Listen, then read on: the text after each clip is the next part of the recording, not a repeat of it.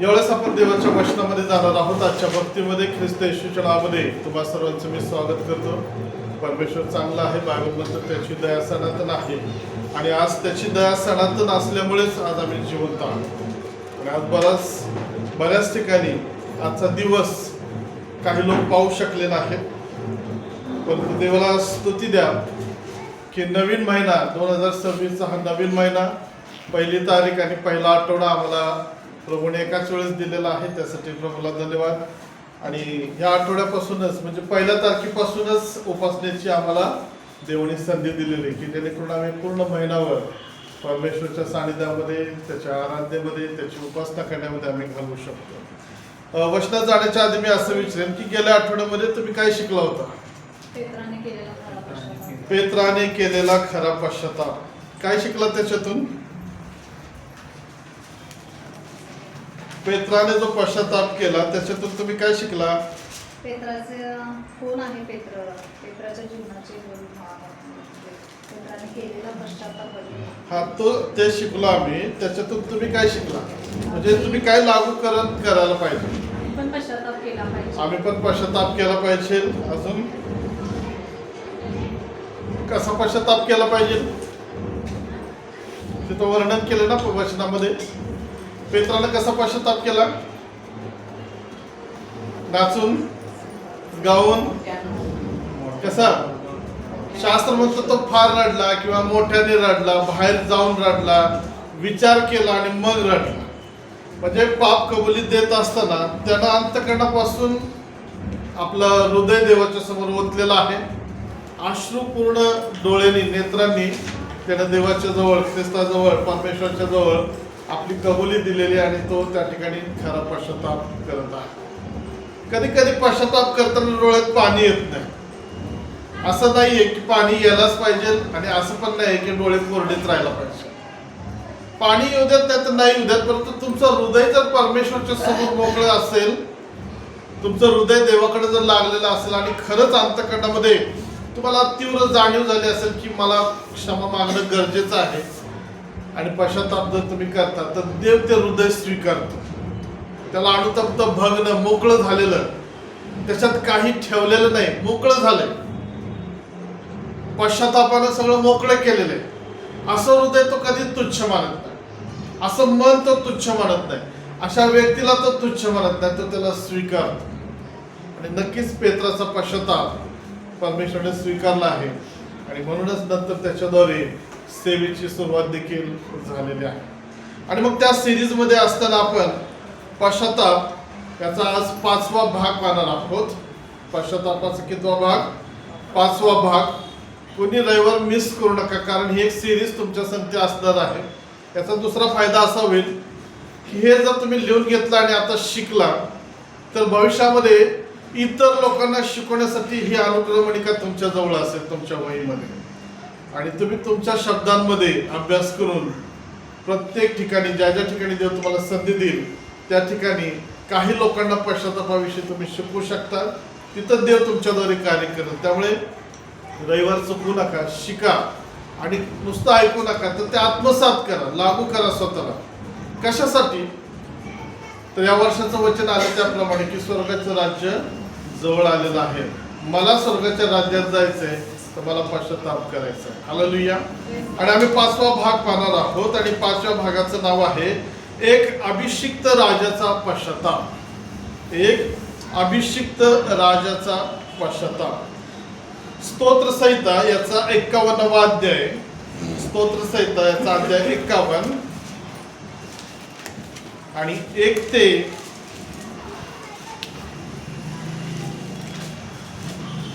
6 वचनापर्यंत आपण वाचणार आहोत. स्तोत्रसंहिता याचा अध्याय 51 आणि 1 ते 6. सृष्टीवास पूर्ण वाक्यात. तू आपल्या वात्सल्याला अनुसरून माझ्यावर कृपा कर. तू आपल्या विपुल करुणेला अनुसरून माझे अपराध काढून टाक. मला धुवून माझा दोष पूर्णपणे काढून टाक. माझे पाप दूर करून मला निर्मळ कर. कारण मी आपले अपराध जाणून आहे. माझे पाप माझ्या पुढे नित्य आहे.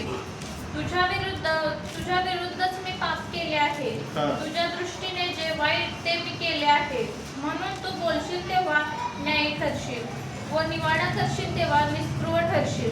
पहा, मी जन्माचाच पापी आहे. माझ्या आईने गर्भधारण केले तेव्हाचाच मी पापी आहे.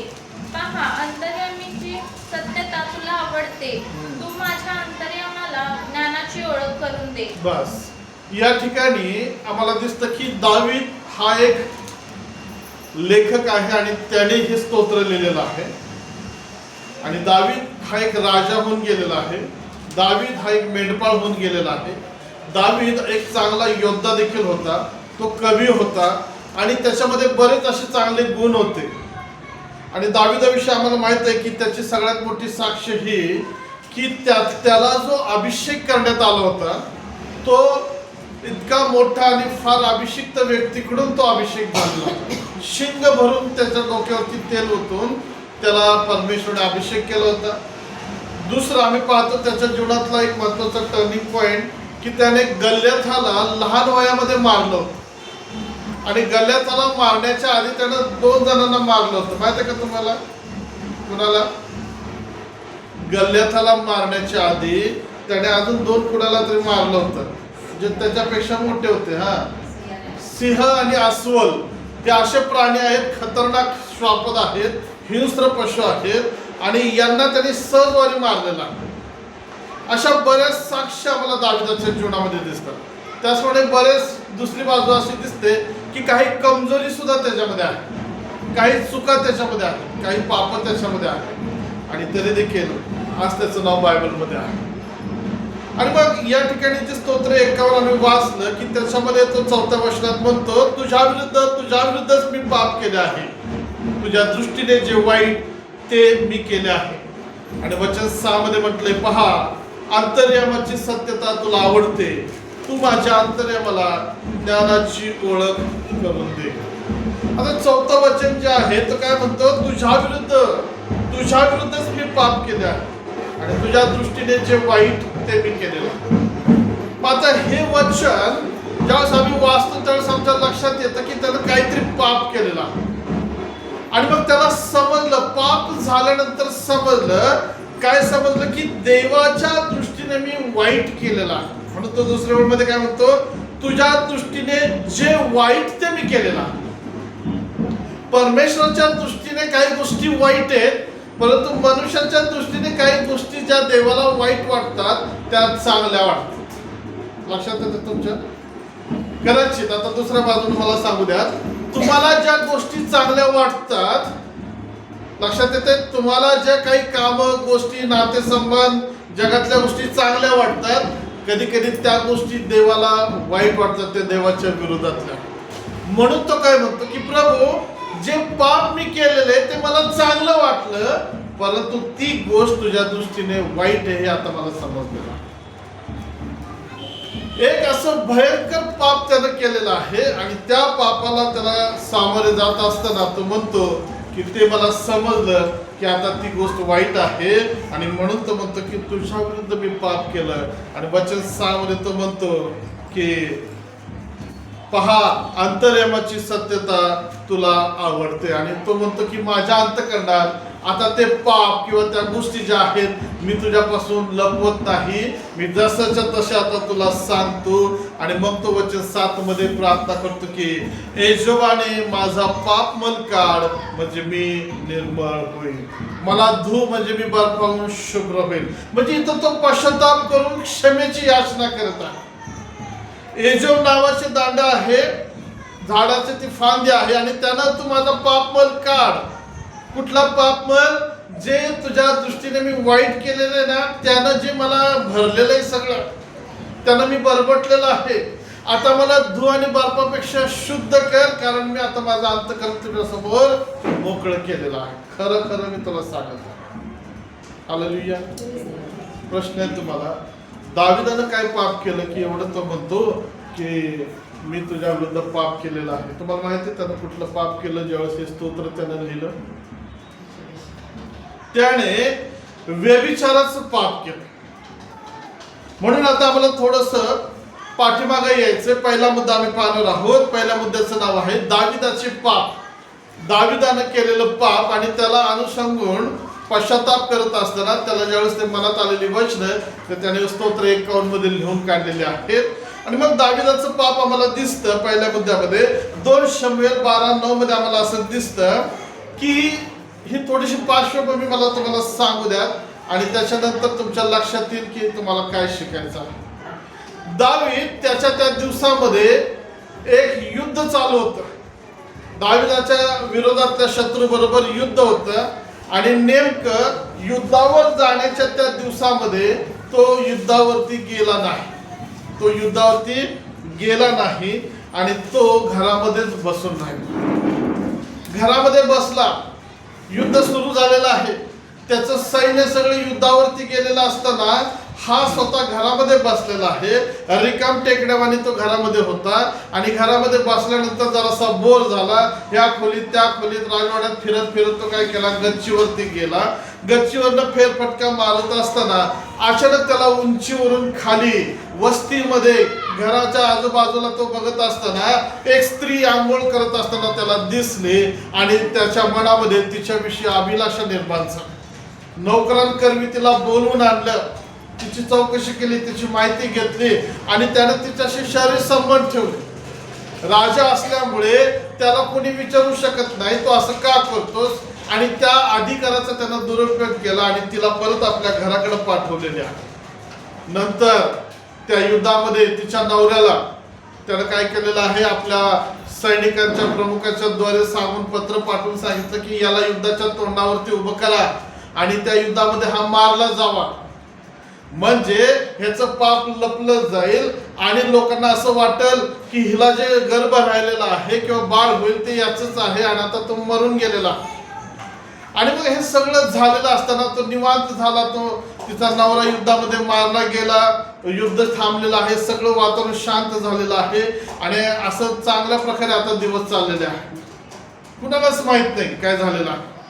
आणि अचानक एक दिवस देवाचा सेवक परमेश्वरने त्याच्याकडे पाठवला आणि त्याला सांगितलं की जा आणि दाविदाला त्याचं पाप दाखव। आणि मग त्या सेवकाने परमेश्वराच्या त्या संदेशाने जाऊन दाविदाला प्रश्न केला, एका कोड्यामध्ये त्याच्याशी बोलणी केली आणि मग दाविदाला दाखवलं की ते पाप तू केलेलं आहे। आणि मग दाविदाला समजलं की हे पाप लपून राहिलेलं नाही, जरी मी ते राजा आहे म्हणून लपून ठेवलं असलं तरी देवाच्या दृष्टिकोनातून ते सुटलेलं नाही, देवाच्या नजरेतून ते पाप लपून राहिलं नाही आणि आता मला पश्चाताप करणं म्हणजे देवाच्या समोर पडणं गरजेचं आहे। मग ज्यावेळेस त्याला जाणीव झाली की परमेश्वराने मला पाहिलेलं आहे, देवाला सगळं माहिती आहे, आता मी लपून राहू शकत नाही आणि देव मला शिक्षा करणार, परंतु मला पश्चाताप करणं गरजेचं आहे। Hallelujah, hallelujah. तुमच्या लक्षात आलं का दाविदाने काय पाप केलं होतं? फक्त व्यभिचार केला का? नाही, तिथं बरीच पाप झालेली आहेत। पहिली गोष्ट आम्हाला दिसतं की युद्धावर राजानं जाणं गरजेचं आहे, जातीनं एक अधिकारी म्हणून, एक प्रमुख म्हणून युद्धाच्या पुढच्या भागामध्ये हा स्वतः असणं गरजेचं होतं। हा युद्धावर गेला नाही, घरामध्ये बसून राहिला। हे त्याचं सगळ्यात पहिलं मोठं पाप आहे की त्याने आपल्या सैनिकांबरोबर युद्धभूमीवर असायला पाहिजे होतं, तो एकटाच घरामध्ये रिकामा बसलेला आहे। आता या घरामध्ये राहण्याचा परिणाम असा झाला की शैतानाने पाहिलं की हा एक अभिषिक्त व्यक्ती घरामध्ये रिकामाच बसलेला आहे। शैतानानं पाहिलं की हा युद्धावर गेला नाही, शैतानानं पाहिलं की याचा आता माइंड मोकळा आहे, याला आता आपण पापाकडे घेऊन जायला पाहिजे। आणि मग शैतानाने अशा प्रकारे चाल खेळला की त्याला फिरवायला लावलं। त्यानं घरामध्ये फिरत फिरत फिरत त्याचे पाय गच्चीवरती गेले आणि गच्चीवर फिरत असताना शैतानानं बरोबर त्याला अशा पॉइंटला उभं केलं की त्याचं लक्ष त्या स्त्रीकडे गेलेलं आहे। बघा, एखाद्या वाईट गोष्टीकडे लक्ष जाणं तुम्हाला काय वाटतं, हे पाप आहे का नाही?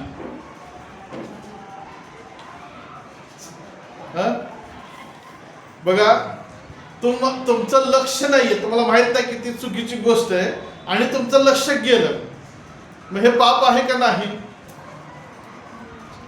हे पाप नाहीये, कारण तुम्ही तिथं ठरवलं नाही ते बघायचंय म्हणून।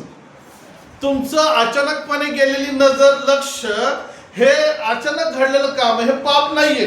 हे अचानक तुमच्या समोर आली ती परिस्थिती, ती वस्तू, ती व्यक्ती किंवा अचानक तो प्रसंग आलेला. पण आता तुम्हाला माहिती झाली की ती चुकीची गोष्ट आहे. आता बघायला नाही पाहिजे. काय करायला पाहिजे? बघायचं, परंतु बघतो आम्ही परत. हालेलुया. लक्षात येतं तुमच्या? तरी आम्ही परत बघतो. अरे हे चुकीचं आहे पण बघतो. आता सांगा, हे पाप आहे का नाही?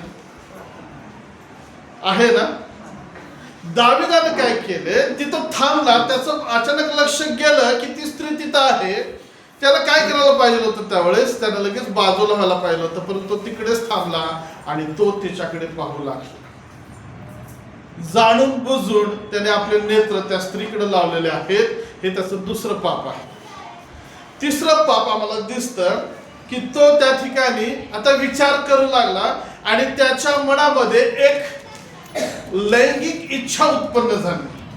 त्याच्यामध्ये शारीरिक उपभोग घेण्याची इच्छा निर्माण झाली आणि त्या इच्छेला त्यानं पूर्ण करण्यासाठी आपल्या मनामध्ये त्या विचाराची, त्या कल्पनाची घोलमेल जी चालू होती त्याला प्रत्यक्षात आणण्याची योजना केली आणि तिला आपल्याजवळ शिपायांकरवी बोलवून घेतलेलं आहे. प्रियांनो, ह्या सगळ्या गोष्टी जर आम्ही बघितल्या तर आमच्या लक्षात येतं की दावीदाने नुसतं व्यभिचारच नाही केला, तर त्यानं डोळ्यानं पाप केलं, त्यानं विचारानं पाप केलं, त्यानं शरीरानं पाप केलं. आता याच्या पुढं कहर आणखी आम्ही असं पाहतो की त्यानं काय केलेलं आहे? त्याच्या नवऱ्याला देखील मारून टाकलेलं आहे. त्यानं स्वतः खून केलं नाही, परंतु दुसऱ्यांकरवी ते झालेलं आहे. परंतु करवता कोण आहे? हा स्वतः. हा खोटं देखील बोललेला आहे.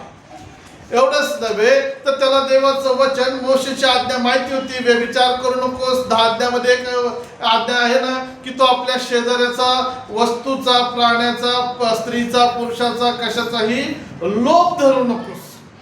मोशेचं नियमशास्त्र त्याला माहिती असून देखील त्याने त्या ठिकाणी लोभ धरलेला आहे. पुढचं आम्ही पाहतो की व्यभिचार करणं हे देवाच्या दृष्टीनं घृणित सर्वात भयंकर पाप आहे. मोशेच्या नियमशास्त्राप्रमाणे जर पाहिलं तर व्यभिचार करताना जर कोणी सापडलं तर त्याला धोंडमार करून जिवे मारून टाकायचं आणि त्याला आपल्या छावणीतून काढून टाकायचा असा नियम आहे. मग हे गोष्ट त्याला माहिती आहे, तरी देखील तो त्या ठिकाणी त्या पापासाठी आपल्या स्वतःला पुढे घेऊन जात आहे. आणि सगळ्यात महत्वाची गोष्ट, तो तिच्या नवऱ्याचा खून करून सगळं काही लपवून ठेवतो, जसं काही माहीतच नाही किंवा झालेलंच नाही असा साळसूदपणाचा आवाडून तो राहत आहे. हालेलुया.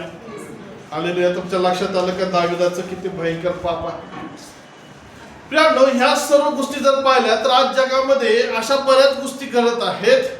आज जगामध्ये वेगवेगळ्या ठिकाणी व्यभिचाराचे प्रकार चालू आहेत, खून चालू आहे, मारामारी चालू आहे, एकमेकांना डोळ्याच्या चुकीच्या वासनेनं आणि नजरेनं पाहणं चालू आहे, विचार वाईट चालू आहेत, कल्पना वाईट चालू आहेत. लोकांना त्याच्यामध्ये आनंद आहे. शैतान हा नेहमी विश्वासदारांना पापात पाडण्यासाठी वेगवेगळ्या योजना आखत असतो आणि त्या योजना लोकांच्या समोर ठेवतो, विश्वासदारांच्या समोर ठेवतो आणि तो वाट बघतो कधी त्या योजनेमध्ये तो विश्वासदार फसतो.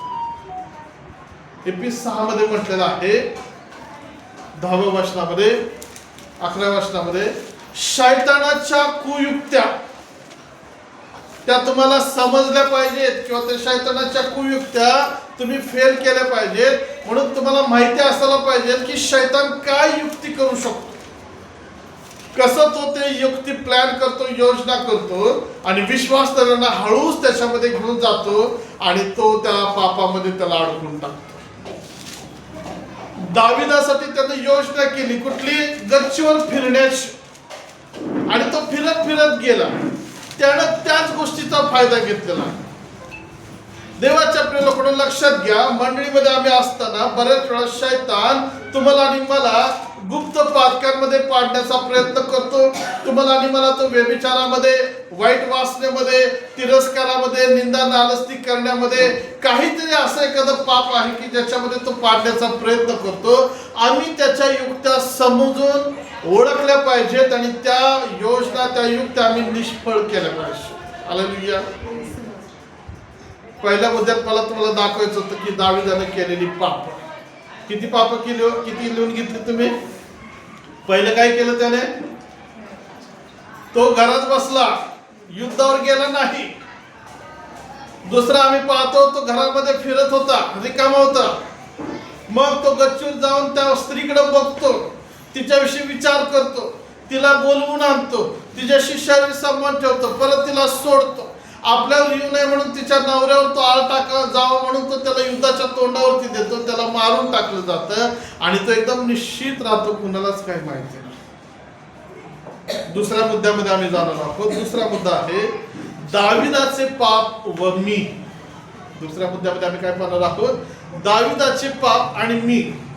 मग दाविदाचे हे पाप आम्हाला माहिती आहे, तर थोडस आम्ही या ठिकाणी पाहणार आहोत की मी म्हणजे मी स्वतःला या ठिकाणी आता विचार करणार आहोत की माझा याच्याशी काही संबंध आहे का. ते झालं त्यावेळेस दाविदाच्या काळात, परंतु आता माझ्याशी काय त्याची लिंक लागते का, त्याचा काय संबंध आहे का? होय प्रियानो, देव आम्हाला या गोष्टी दाखवतो. जरी आम्ही दाविदासारखे नसलो तरी आम्ही काही प्रमाणात दाविदासारख्या पापामध्ये पडू शकतो किंवा पडलेलो आहोत. कदाचित आम्ही गुप्त पातकांमध्ये असेल, म्हणून आता आम्हाला थोडंसं विश्लेषण बघायचंय. मग पहिला आहे की दावीद पापात का पडला. तुम्हाला प्रश्न आहे, दावीद पापात का पडला बरं? दावीद व्यभिचाराच्या पापात का पडला?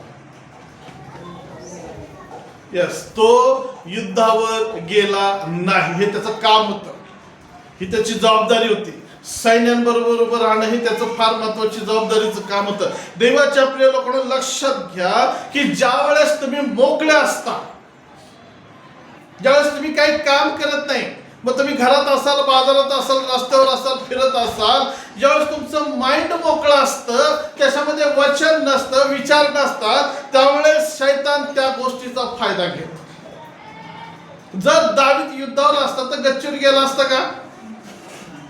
चर्च सोडून ज्यावेळेस आम्ही घरामध्ये असतो, प्रार्थना सोडून आम्ही घरामध्ये बसतो, वचन वाचायचं सोडून आम्ही दुसऱ्या गोष्टीमध्ये जातो, याचा अर्थ आहे की आम्ही त्यावेळेस शैतानासाठी उपलब्ध राहतो आणि जणू काय आम्ही दाखवतो, शैताना बघ मी मोकळा आहे, माझ्याकडे ये आणि मला त्रास दे. कधी कधी देव आमच्यावरती जबाबदारी देतो, आमच्याकडे काम देतो. काय? आम्ही प्रार्थना करावी, आम्ही बायबल वाचावं, कदाचित आम्ही चर्चला जावं किंवा घरची कामं करावी. परंतु ज्यावेळेस आम्ही रिकामटेकडे काम न करता घरामध्ये बसतो, त्यावेळेस आमचा फायदा शैतान घेतो. ते मराठीमध्ये हिंदीमध्ये ना, रिकामे डोके शैतानाचं घर. जर त्या डोक्यामध्ये वचन नसेल, प्रार्थना नसतील, मनन आणि चिंतन नसेल, तर ते घर कुणाचं? मग जर त्या घरात शैतान घुसला तर त्या घराला शैतान चांगलं ठेवल का? दावीद हा रिकामा होता, शैतानाला त्यानं वाव दिला. पहिली गोष्ट आम्ही या ठिकाणी पाहतो. लक्षात घ्या, तो त्या ठिकाणी ज्या वेळेस रिकामं डोकं त्याला दिसतं, रिकामा व्यक्ती दिसतो, त्यावेळेस शैतान खुश होतो. का माहितीये? त्याला बरं पडतं त्या रिकाम्या जागेत स्वतःचे विचार घालायला. शैतानाला आनंद होतो, अरे याचं डोकं रिकाम आहे, हा रिकाम आहे, ह्याचे हात रिकाम आहे, ह्याचं हृदय रिकाम आहे, चला आपल्या गोष्टी त्याच्यामध्ये घालूया. मग दाविदाच्या दुसरी गोष्ट आम्ही पाहतो, शैतानाने त्याला गच्चूर जाण्याचा विचार त्याच्या डोक्यात घातला. बागेत फिरायला जायचंय, राहू त्यात प्रार्थना. कुठं आला विचार? बायबल वाचायचं होतं, राहू दे जरा पिक्चरची गाणी ऐकूयात. कुठं आला विचार? हे विचार तुमच्या डोक्यात तेव्हा येतात ज्यावेळेस वचन डोक्यामध्ये नसतं, रिकामा असतं. मग शरीर म्हणतं फिरायला जा, शरीर म्हणतं पिक्चर बघायला जा, शरीर म्हणतं आज सुट्टी आहे झोपून टाक. आणि हीच गोष्ट शैतानाला पाहिजे की तुम्ही त्याच्यासाठी मोकळे असावेत. आणि मग आम्ही पाहतो की शैतानानं त्याला गच्चीवर जाण्याचा विचार घातला आणि हळूवारपणे न जाणता, त्याला कळलं सुद्धा नाही की मी काय करत आहे, तो गच्चीच्या वरती जाऊन फिरू लागला. शैतान आला आणि त्या हवेला काय म्हटलं माहिती? चल ये लगेच फळखा, असं नाही म्हटलं, नाही तरी घे फळखा. तिला बोलण्यात गुंतवलं, तिचं लक्ष त्या फळाकडे त्यानं टर्न केलं, तिला विचार करायला भाग पाडला, तिच्याशी बोलण्यात, चालण्यात, गप्पा मारण्यात त्यानं वेळ घालवला आणि मग त्या ठिकाणी ते पाप घडलं. प्रियानो, थोडंसं मोबाईल बघतो, फेसबुक बघतो, थोडंसं मी आळस करतो, थोडासा मी झोपतो, थोडंसं मी इकडं तिकडं फिरून येतो, हे थोडंच आहे ना शैतानासाठी फार मोठं काम करतं. राहू देत, एक रविवार आम्ही चर्चला नाही गेलो तर काय होतं, एक रविवार आम्ही बायबल नाही वाचलो तर काय होतं, एक रविवार मी आज दिवसभर झोपून काढतो त्याला काय होतं. ही शैतानाला दिलेली संधी आहे. हे उघडलं दार उघडणं आहे. जसं काय तू माझ्या हृदयामध्ये माझ्या जीवनामध्ये ये. दाविदानं ते आपल्या जीवनाचं दार उघडत ठेवलं, मोकळा बसला घरामध्ये आणि मग त्याला शैतानानं गच्चीवर नेलं. आता गच्चीवर नेल्यानंतर शांत बसू दिलं नाही, त्याला फेऱ्या मारायला लावलं. तर इकडे तिकडे फिरत असताना त्याचं लक्ष जाईल अशा पॉइंटला दाविदाला त्यानं त्या गच्चीवरच्या एका कोपऱ्यामध्ये नेलं आणि त्याचं लक्ष त्या स्त्रीकडे गेलेलं आहे. म्हणून मी मगाशी विचारलं, अचानक लक्ष जाणं हे पाप आहे का माहिती असून परत बघणं हे पाप आहे? सुरुवातीला आमच्या दृष्टीला किंवा आमच्या वागण्या बोलण्यातून चुकीच्या गोष्टी घडतील. देवाला माहिती आहे की कदाचित ते आमच्या मनात नाही, परंतु चुकून जर तोंडातून गेलं तर आम्ही सॉरी म्हणू शकतो. पण माहिती आहे हे वाईट आहे, याच्याकडे बघायचं नाही. माहिती आहे हे वाईट आहे, हे करायचं नाही. माहिती आहे हे वाईट आहे, खायचं नाही. माहिती आहे ती वाईट जागा आम्हाला तिथं जायचं नाही. माहिती असून सुद्धा जर आम्ही करतो तर ते पाप आहे. हालेलुया. याकोब मध्ये म्हटलेलं आहे, चांगलं करणं कळत असून जो ते करत नाही त्याच्यासाठी ते पाप आहे. हालेलुया. बायबल वाचणं चांगलंय, माहिती आहे तरी वाचायचं नाही. चर्चला जाणं चांगलंय, माहिती आहे तरी जायचं नाही. तर शास्त्र म्हणतं ते त्याच्यासाठी पाप आहे आणि जिथं पाप आहे तिथं शाप येतं. दाविदानं काय केलं पाहिजे होतं, ज्यावेळेस त्याचं लक्ष त्या स्त्रीकडे गेलं त्यानं लगेच स्वतःला तिथून बाजूला करून परत आपल्या महालामध्ये खाली यायला पाहिजे होतं. तो तिकडंच थांबला. आता हा जो दुष्ट आत्मा आहे त्याला तिथं थांबवत आहे. हा दुष्ट आत्मा मंडळामध्ये काम करत आहे. चर्चला जाऊ नको, इकडेच थांब. ऑनलाईन संदेश आहेत की चर्चला जाऊ नकोस, घरामध्ये बस, पाहुणे येणार आहेत, काम आहे, पाणी येणार, बऱ्याच गोष्टी तो उभ्या करतो. आणि मग दाविदासारखे आम्ही सुद्धा निर्णय घेतो आणि आम्ही तिकडच थांबतो. हवा पाहिलं त्यानं ते फळ दाखवलं. शास्त्र म्हणतं तिनं ते पाहिलं, ते दिसायला सुंदर आणि ती त्याच्याशी गप्पा मारत होती. परंतु तिनं तिथं काय करायला पाहिजे होतं की शैताना तू माझ्याशी बोलू नको, जा निघून. देवाला कळलं तर देवाला शिक्षा करेल, ओरडल असं सांगायला पाहिजे होतं. तिनं प्रतिकार केला नाही, ती त्याच्याशी गप्पा मारण्यात तिनं वेळ घालवला. तिला आनंद वाटत होता, तिला कदाचित बरं वाटत असेल, अरे किती चांगला बोलतो माझ्याशी. परंतु तिच्यासाठी ते जाळं विणलं जात होतं, जे पापाचं जाळं होतं. तुम्ही वाईट गोष्टींशी, वाईट विचारांशी सल्ला मसलत बोलाचाली करत ज्यावेळेस बसता, लक्षात घ्या तुम्ही 50% तिकडेच अडकलेला आहात. पापाच्या गोष्टी किंवा व्यभिचार, मूर्तीपूजा, जारकर्म जे काही आहे, वाईट विचार आहेत, याच्याशी गप्पा मारत किंवा त्याच्याकडे बघत बसू नका, थांबू नका. ते काय करायला पाहिजे आम्ही? निघून जायला पाहिजे. योसेफ माहिती का तुम्हाला जुन्या करारातला? त्याच्या भावाने त्याला विकलं, तो तुरुंगामध्ये गेला. तुरुंगाच्या अधिकाऱ्याने त्याला नोकर म्हणून आपल्या घरामध्ये आणलं. आणि एक दिवस असं झालं की अधिकारी गेलेला असताना त्याची बायको म्हटली, या आपण व्यभिचार करूया. काय केलं त्यानं?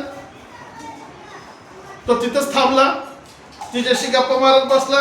हे नको, ते वाईट आहे. आणि मग नंतर सांगतो नाही, शास्त्र म्हणतं तो पळायला लागला तिथून. त्याच्यावर एवढा प्रेशर आणि दबाव आला होता की तिनं त्याचे कपडे ओढले, फाडले. त्यानं कपड्याची सुद्धा पर्वा केली नाही. तो पापाशी तिथं बातचीत करत बसला नाही तिच्या संगती. हाय हॅलो कसे बरेच का, आणि मग जरा गप्पा मारूया नाही, त्यानं तिथं पळ काढला. नव्या करारामध्ये पत्रांमध्ये म्हणलेलं आहे, तरुण आपल्या तरुणपणाच्या वासनेपासून पळ. पापाच्या ठिकाणी, पापाच्या लोकांबरोबर, पापांच्या वस्तूंबरोबर तुम्ही वेळ घालवू नका. तिथं जर तुम्ही थांबाल तर तुम्ही 50% अर्धे पापात अडकला. दावीद तिकडच थांबला. शैतानाला तेच पाहिजे होतं. मग पुढची पायरी आम्ही पाहतो की तिला बोलवून आणलं आणि प्रत्यक्षात जे देवाच्या आज्ञेच्या विरोधातली गोष्ट, देवाच्या इच्छे विरोधातली जे पावित्र्य नष्ट करून टाकतं, अधपतन करतं, खालच्या लेवलला माणसाला घेऊन जातं, ते शरीर संबंध, ते व्यभिचार त्या ठिकाणी झालेले आहे. कोण होता दावीद? दावीद कोण होता? शिंग भरून त्याच्या डोक्यावर तेल व त्याला अभिषेक पावलेला व्यक्ती होता. आता तो कशामध्ये गेलेला आहे? पूर्ण व्यभिचाराच्या पापामध्ये बुडलेला आहे. प्रियांनो, तुम्ही म्हणत असाल आम्ही अभिषिक्त लोक आहोत, चांगली गोष्ट आहे. कदाचित तुम्ही पवित्र आत्म्याच्या अभिषेकानं भरलेला आहात, आशीर्वादानं भरलेला असाल, आणि लक्षात घ्या, तुमचा तो अभिषेक खराब करण्यासाठी, तुमचं ते सामर्थ्य निघून जाण्यासाठी, तुमच्यातील ती पवित्रता निघून जाण्यासाठी शैतान अशा प्रकारच्या योजना करतो. आणि त्या योजनेमध्ये जर तुम्ही तिकडच थांबला तर तुम्ही त्या ठिकाणी फसता. तुमचा अभिषेक निघून जातो, सामर्थ्य निघून जातं, ती शुद्धता आणि ती पवित्रता निघून जाते, भ्रष्टता येते, मनाची भ्रष्टता, शरीराची, विचारांची, बघण्याची, आणि ती भ्रष्टता आम्हाला देवाच्या समोर जाऊ देत नाही. आदाम आणि हव्वाने पाप केलं, आणि ज्यावेळेस त्यांना समजलं की आम्ही देवाच्या आज्ञेच्या विरुद्ध आहोत, देवाला त्यावेळेस ते कुठं होते? झाडाच्या मागे लपले होते. पाप भरल्यानंतर तुम्हाला इच्छा होत नाही देवाच्या समोर जाण्याची. शैतानाला हेच पाहिजे की तुम्ही देवाच्या पवित्र सानिध्यामध्ये नसावं, तुम्ही पापाने भरून त्या पापाच्या डबक्यात पडलेल्या त्या डुकरासारखं असावं, तिथंच लोळावं. जे ख्रिस्ताच्या रक्तानं तुम्हाला आणि मला शुद्ध केलेलं आहे, आम्ही ते बाप्तिस्माच्याद्वारे ख्रिस्ताला स्वीकारलं आहे, ही जी आमच्यात आलेली पवित्रता आहे, आमच्यामध्ये आलेलं ते देवाचं सामर्थ्य आहे, हे सगळं निघून जावं आणि आम्ही देवाच्या समोर अपराधी ठरावे, म्हणून तो आम्हाला त्या पॉइंटला आणतो. आणि आम्ही जर त्याला प्रतिसाद दिला तर लक्षात घ्या, ती शुद्धता आणि ती पवित्रता आमच्यामध्ये राहत नाही. कितीतरी वेळा आम्ही प्रसाद खातो, त्याला काय होते? मला उघडपणे सांगू द्या, परडीचे पदार्थ खाल्ले जातात, गारवा दिला जातो, आणला जातो, त्या मैतीला, त्या जेवणाला आम्ही जातो, त्या मूर्तीपूजेच्या गोष्टीमध्ये आम्ही जातो. लक्षात घ्या, शास्त्र म्हणतं की तू तिथं पाय सुद्धा ठेवू नकोस. जे मगाशी आम्ही निर्गमध्ये वाचलं, काय म्हटलं त्या ठिकाणी ते वचन?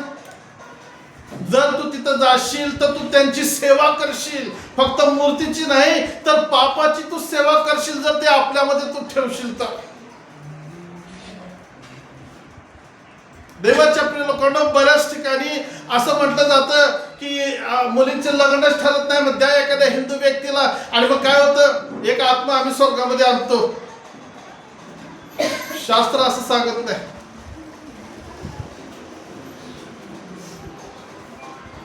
जग आणि जगाच्या गोष्टी आम्हाला पापामध्ये घेऊन जातात आणि आम्हाला भ्रष्ट करून टाकतात. हालेलुया. दावीद तिथंच थांबला आणि भ्रष्टतेमध्ये गेला. दानिएलच्या समोर राजा खात आणि पित असलेले ते अन्न पदार्थ, पेय समोर आणले, आणि दानिएलला तो म्हटला, हे खा. काय म्हटला दानिएल? काय म्हटला? बर, आता तुम्हाला प्रश्न आहे, ते राजाचं जेवण आता तुम्हाला दिलं, तुम्ही काय करणार? खावा, राजाचं जेवण आहे.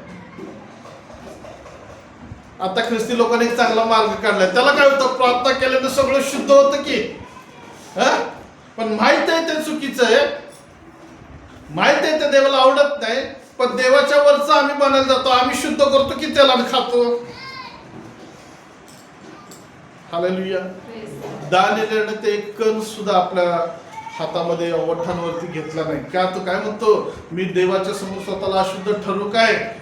मी अमंगळ होऊ काय? नाही खाल्लं त्याने. प्रियानो, तुमच्या लाभाच्या गोष्टी असतील, परंतु लक्षात घ्या, त्या तुम्हाला पापामध्ये बुडवणाऱ्या असतील. कदाचित मान सन्मानाच्या गोष्टी असतील, लोक काय म्हणतील, नातेवाईक काय म्हणतील, अरे पण तुम्ही पापात जाऊन देवाच्या विरोधी ठरतात, देव काय म्हणाल याच्याकडे बघा ना. Praise the Lord. पाहुण्यांना खुश करू नका, पापाला खुश करू नका, परिस्थितीला खुश करू नका, शैतानाला खुश करू नका, देवाला खुश करण्याचा प्रयत्न करा. पवित्रतेशिवाय तुम्ही देवाच्या राज्यामध्ये जाऊ शकत नाही. हालेलुया. पवित्रतेशिवाय तुम्ही देवाच्या सहभागितेमध्ये राहू शकत नाही. आणि शैतान काय करतो? ती पवित्रता नष्ट करण्यासाठी दाविदासारखं तुम्हाला पापामध्ये पाडतो. कदाचित आज तुम्ही काही गुप्त पातकांमध्ये असाल तर आज पवित्र आत्मा तुमच्याशी बोलत आहे. बहुतांशात भारतामध्ये 90% नातेवाईक हिंदू आहेत. 100% हिंदूतून आम्ही प्रभूमध्ये आलेलो आहोत. परंतु 100% आमच्याकडे अजून त्या जुन्या गोष्टीतल्या काही गोष्टी आहेत ज्या गोष्टी देवाच्या विरोधातल्या आहेत. हालेलुया. पाहुणे काय म्हणतील, मग शेजारचे काय म्हणतील, हा विचार येतो. त्यावेळेस हा विचार काय येत नाही आणखी की जर मी ते केलं तर देव काय म्हणल, माझ्या देवाला ते आवडेल काय, माझ्या येशूला ते आवडेल काय, माझ्यामध्ये आज पवित्र आत्मा आहे असं आम्ही म्हणतो तर त्या पवित्र आत्म्याला ते आवडेल काय. जर त्याला आवडणार नाही तर मी ते करणार नाही. परंतु आम्ही दाविदासारखं काय करतो, आम्ही त्याच्यामध्ये जातो. मग त्याने प्रत्यक्ष व्यभिचार केला, तिला सोडलं आणि मग पुढचं आणखीन एक ते पाप लपवण्यासाठी दुसरं पाप त्याने काय केलं, तिच्या नवऱ्याचा खून केला. एक लहानसं पाप अनेक पापांना जन्म देतो. एक लहानशी चूक अनेक चुकांना जन्म देते. आणि म्हणून चूक टाळलीच तर पुढच्या सगळ्या चुका टाळल्या जातात. शिपायांना म्हटलं की याला युद्धाच्या तोंडाला उभं करा, हिच्या नवऱ्याला, आणि युद्धात हा मारला जाईल, युद्धात तो मरल अशी व्यवस्था करा. सैनिकांनी तसंच केलं. युद्ध चालू असताना तिच्या नवऱ्याला पुढे उभं केलं आणि त्या ठिकाणी घनघोर युद्ध झालं आणि तो मारला गेला, मेला, संपला विषय. पुढे नंतर वाचा दुसऱ्या शमेलमध्ये दिलेला आहे. त्यानं तिला आपली पत्नी म्हणून घरामध्ये घेऊन आला आणि तिच्यापासून त्याला एक मुलगा झाला त्या ठिकाणी. परंतु देवाचा सेवक त्या ठिकाणी देवाने पाठवला आणि मग त्यानं सांगितलं की दाविदा, तू देवाविरुद्ध गुप्त पातक केलेलं आहेस, परंतु देवाने ते पाहिलेलं आहे. देवाच्या प्रिय लोकांनो, आज तुमच्या आणि माझ्या जीवनामध्ये दाविदासारख्या काही जर गोष्टी असतील तर आज देवाचं वचन आमच्याकडे येत आहे की जर आम्ही काही पाप केलेला असेल तर आम्ही पश्चाताप देखील करणं गरजेचं आहे. आज आम्हाला पश्चातापाला इथे एक संधी आहे, आम्ही आमचं पाप कबूल करावं. दाविदाची तिथं दुसरी बाजू आम्हाला दिसते की ज्यावेळेस सेवकानं सांगितलं की तू पाप केले त्यावेळेस त्यानं तिथं लगेच कबुली दिली, होय ते मी केलेलं आहे. Praise the Lord. संदेशातून वचन आलं तर काय म्हटलं जातं, लई टोचून बोलते.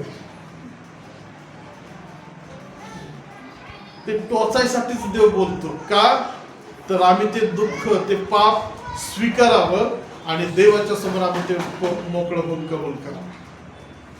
शास्त्र म्हणतं जो आपले पाप पदरी घेतो त्याच्यावर दया होते, पण तो जे झाकून ठेवतो त्याच्यावरती शाप येतो. दाविदानं कबूल केलं, प्रभू मी तुझ्या समोर आहे. म्हणून स्तोत्र 51 मध्ये तो म्हणतो, पहा मी तुझ्या समोर आहे, मी जन्माचाच पातकी आहे, आईने गर्भधारणा केली तेव्हाचाच मी पातकी आहे. पण तो 4-6व्या वर्षामध्ये आम्ही वाचलं त्यावेळेस तो काय म्हणतो, तुझ्या विरुद्ध मग पाप केलं, तुझ्या दृष्टीने जे वाईट ते मी केलेलं आहे. देवाच्या प्रिय लोकांना, जरी आम्ही चर्चमध्ये आहोत, विश्वासात आहोत, तरी देवाच्या दृष्टीने अशा किती गोष्टी आहेत ज्या वाईट आहेत त्या आम्ही करतो, ते आज आम्हाला बघणं गरजेचं आहे. फक्त व्यभिचारच धरू नका, मूर्तीपूजा आहे, जादूटोणा आहे, वेगवेगळ्या प्रकारचं खाणं पिणं आहे, ड्रेस कपडे आहेत, तुमचं वागणं आहे, घरामधलं साधं एकमेकांसाठी बोलणं आहे, हे जर देवाच्या दृष्टीनं वाईट ठरत असेल तर ते सगळं पाप आहे. Praise the Lord. तुम्ही म्हणाल आम्ही जादू करत नाही, पण जादू करणाऱ्यांसाठी तुमचे जर संबंध असतील तर, म्हणून निर्गममध्ये काय म्हटलं की तू त्या देवाची सेवा करशील, त्यांच्या नादानं. जादूटोणा करणाऱ्यांबरोबर तुमची उठक बैठक असेल तर लक्षात घ्या, तुम्ही त्याचे 50% वाटेकरी झालेले आहात. आम्ही नाही करत जादू, पण करणाऱ्याला जर पैसे देत असेल तर आम्ही नाही जादूटोणा करत, परंतु त्यांच्याकडचे पैसे घेऊन आम्ही खात असेल तर.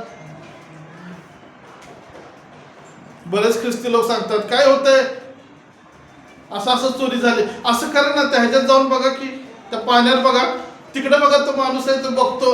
आम्ही सल्ले देतो त्यांना. पाप आहे प्रियानो. हे एकमेकांविषयी निंदा करणं हे देखील पाप आहे. शेजाऱ्याविषयी चाडी चुगली करणं हे देखील पाप आहे. आणि सगळ्यात महत्वाची गोष्ट म्हणजे देवाचं वचन माहिती असून सुद्धा जर आम्ही तसं करतो तर देवाला आम्ही चिडी सांगतो, ते देखील पाप आहे. तुमचे कपडे जर व्यवस्थित नसतील आणि देवाची जर निंदा होत असेल तर ते देखील पाप आहे. खाण्यापिण्याच्या पंक्तीमध्ये जर तुम्ही चुकीच्या पद्धतीनं असाल किंवा चुकीच्या खाण्यामध्ये असाल तर ते देखील पाप आहे.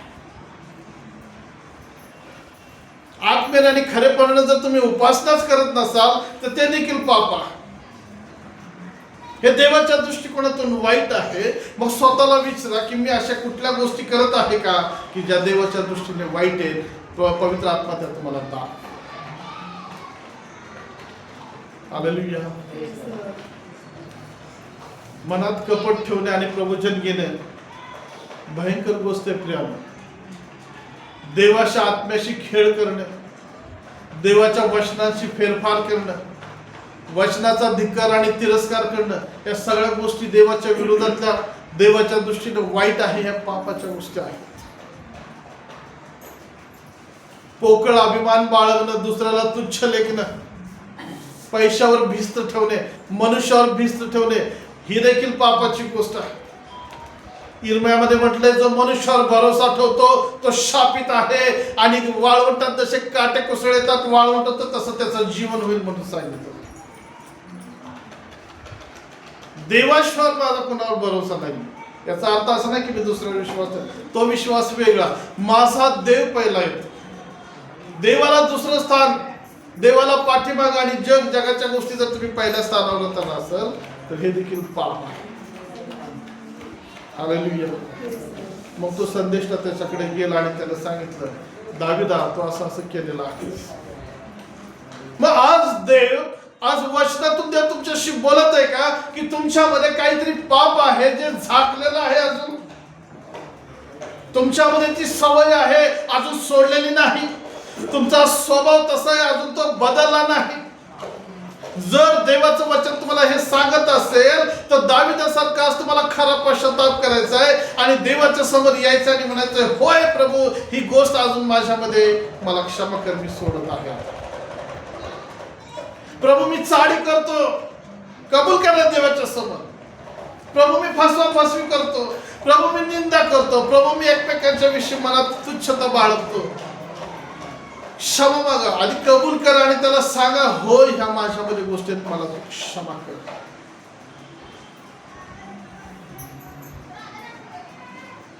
काही माझे विदर्भी मित्र होते साताऱ्यामध्ये असताना आणि चांगली मैत्री होती माझी.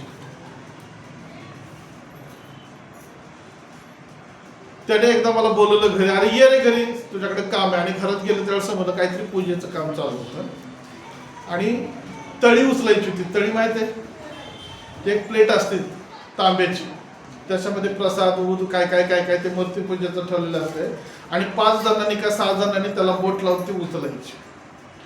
आता हा प्रकार मला माहिती नव्हता आणि मी तिथे गेलो आणि मला म्हटलं जरा नुसतं बोट लाव आणि उचल. म्हटलं एका बोटानं कसं उचलायला येईल रे. मग ते पोरं बोलवली होती ते सगळ्या, मग त्याच्याबरोबर मी पण ते धरलं, ते उचल ठेव काय काय केलं आणि झालं, त्याचं साध्य झालं. मला माहित आहे की मूर्तीपूजा करणं पाप आहे, मला माहित आहे ह्या गोष्टी वाईट आहेत, पण मी मनाला, माझं मन मला काय म्हणते, तू कुठं मूर्तीपूजा केली, त्यांनी केली, तू फक्त हात लावलास. देवाच्या आपल्याला कोणी लक्षात घ्या, आमचा सहभाग किंवा आम्ही तिथं असणं हे देखील पापामध्ये येतं. देवाला म्हटलं, देवा मला क्षमा कर, कारण मला माहित आहे त्या गोष्टीमध्ये मी जायला नाही पाहिजे, तरी गेलो. का तर मित्र आहे, नाही ऐकलं तर नाही गेलं तर तो बोलणार नाही. पश्चाताप केला, प्रभू मला क्षमा कर म्हटलं, परत त्या तसल्या मूर्तीपूजेच्या चुकीच्या गोष्टीमध्ये जाणार नाही. प्रभू मला ते मित्रच नको म्हटलं, जे मित्र मला पापामध्ये घेऊन जातील. प्रभू ते नाते संबंधच नको जे मला पापामध्ये पाडतील. प्रभू मला ती परिस्थिती किंवा ती वेळ नको, त्या गोष्टीकडे मी जाऊ नये ज्या गोष्टी मला पापामध्ये घेऊन जातील. हालेलुया. देवाच्या प्रिय लोकांनो, परमेश्वर स्वर्गात जाण्याच्या आधी, रॅप्चर होण्याच्या आधी आज तुम्हाला आणि मला एक संधी देत आहे की आम्ही पश्चाताप करा. आणि मग दावीद रडला. दाविदानं त्या सेवकाजवळ आपलं पाप कबूल केलं. दाविदानं देवाच्या जवळ पाप कबूल केलं आणि मग तो त्या पापाची कबुली देत असताना तो म्हणतो, होय तुझ्या दृष्टीने जे ते वाईट ते मी केलेलं आहे.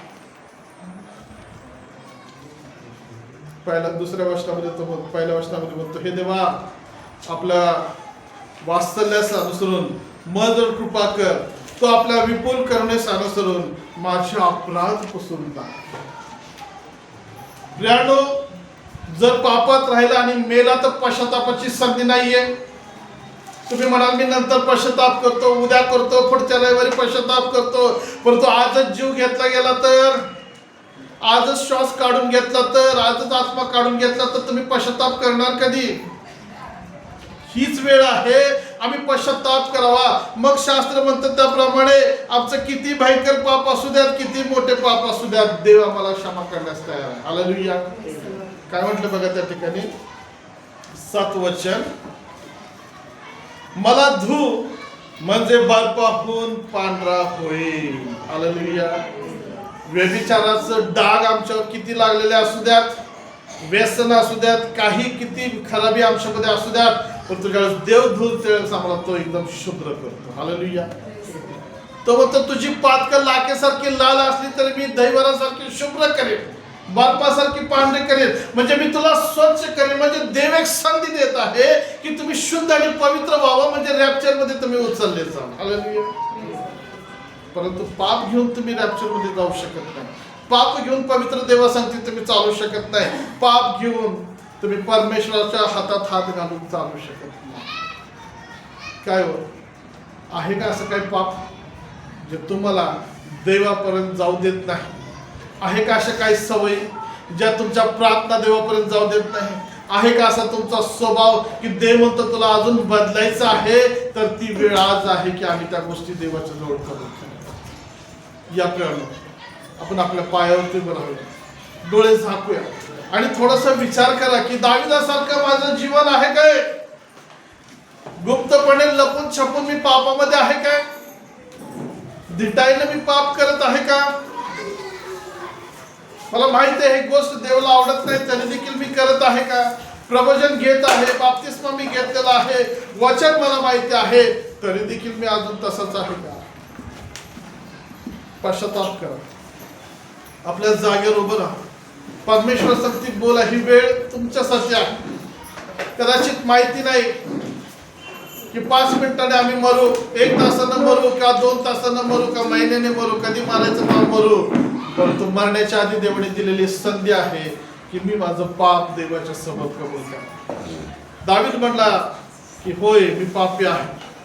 दावीद म्हणला मी अपराध केलेले आहे. सांगा देवाला, जे काही तुमच्या जीवनात आज तुम्हाला असं दिसतं की हे वाईट आहे देवाच्या दृष्टीने, ते सगळं पाप आहे, तर ते देवाच्या जवळ कबूल द्या, कबूल करा आणि क्षमा मागा की देवा मला क्षमा कर, हे मी पाप सोडून देत आहे.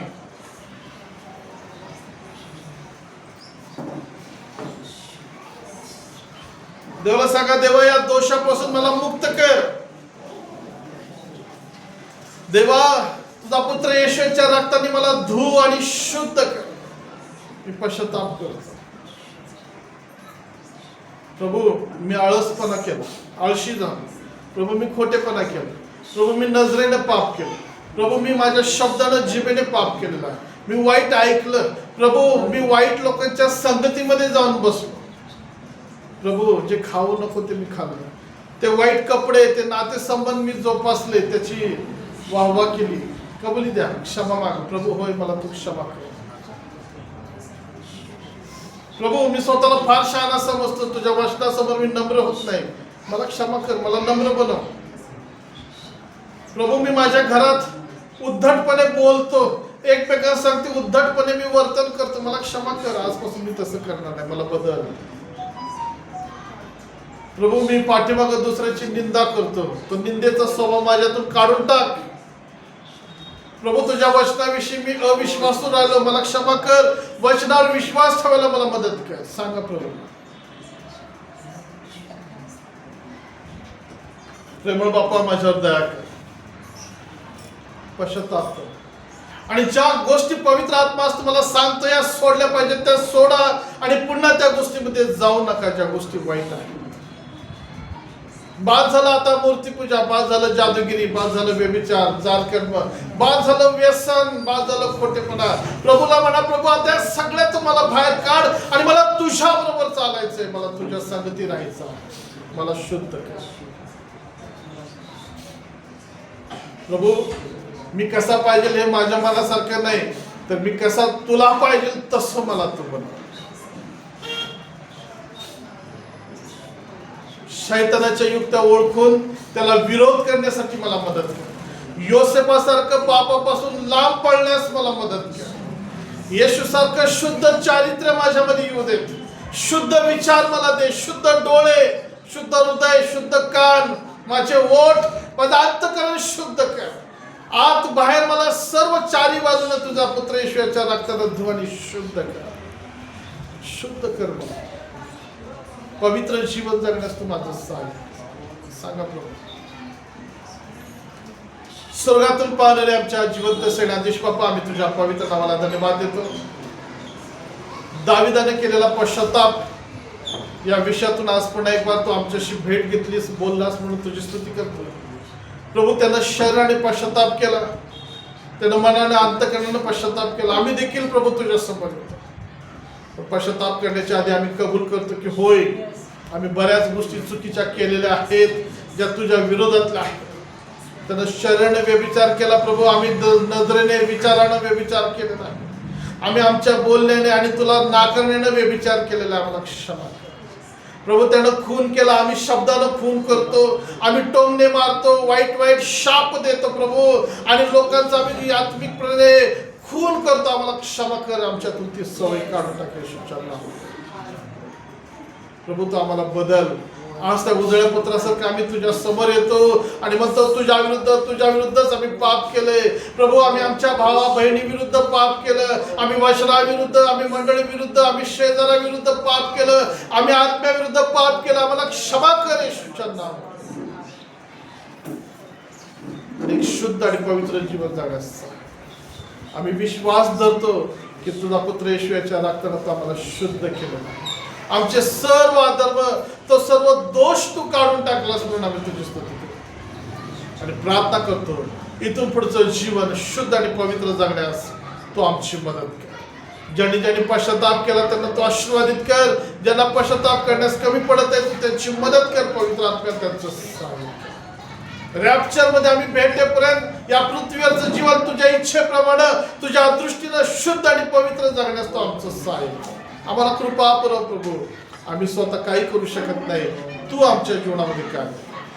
देवाच्या आत्म्यात तू आमच्याशी बोललास, धन्यवाद करतो. आता आम्ही विभक्त होत असताना आम्हा सर्वांचा ताबा तुझ्या हातात घे. आठवडाभर सुरक्षित ठेव आणि पश्चातापी अंतःकरणानं रोज जगण्यासाठी तू आमची मदत कर. पुढच्या रविवारी पुन्हा एकत्रित येईपर्यंत तू आमचं सहाय्य. आजचं वचन आणि तो आम्हाला आशीर्वादित केलेस त्यासाठी आम्ही तुझी उपकार स्तुती करू. प्रार्थना येशूच्या नावात केली म्हणून ऐक पित्या. आमेन आमेन आमेन. आता देवचं बाप, देवचं पुत्र आणि देवचं पवित्र आत्मा या त्रैक्याची प्रीती, कृपा, शांती आणि पवित्र आत्म्याचा अभिषेक आणि मार्गदर्शन तुम्हाला सर्व संगती आतापासून सदा सर्व काळ असो. आमेन आमेन आमेन.